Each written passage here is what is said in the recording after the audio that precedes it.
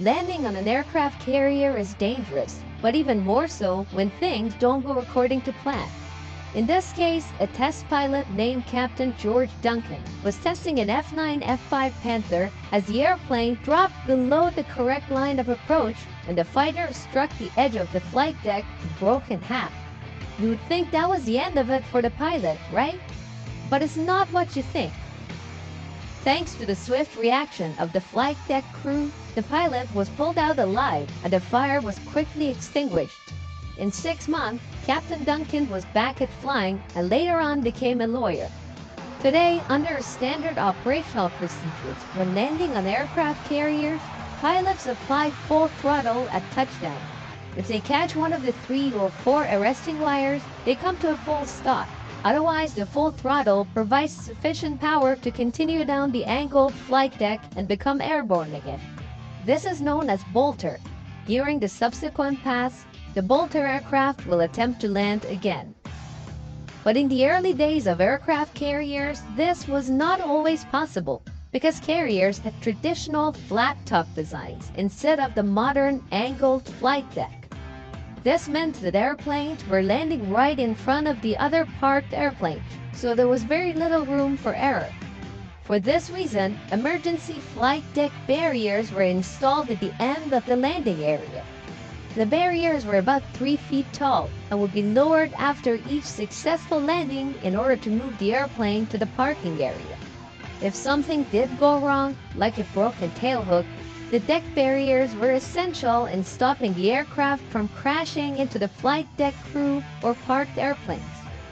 After hitting the barrier wires, airplanes usually sustained heavy damage and sometimes even burst into flames.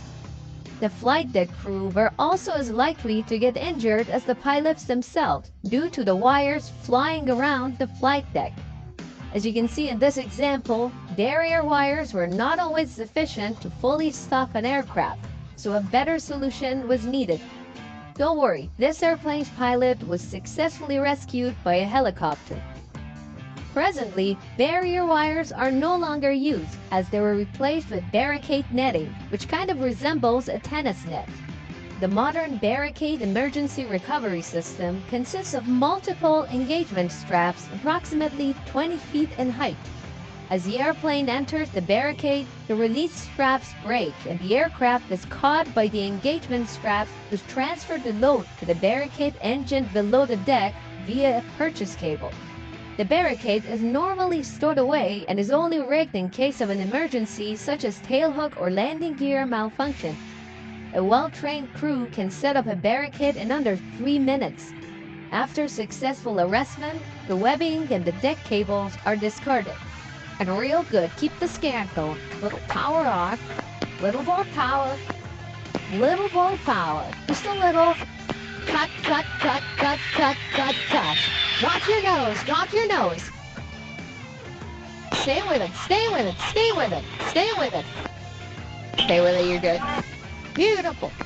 While barricade arrestments are rare, they still occur from time to time. And for this reason, all American aircraft carriers are equipped with them.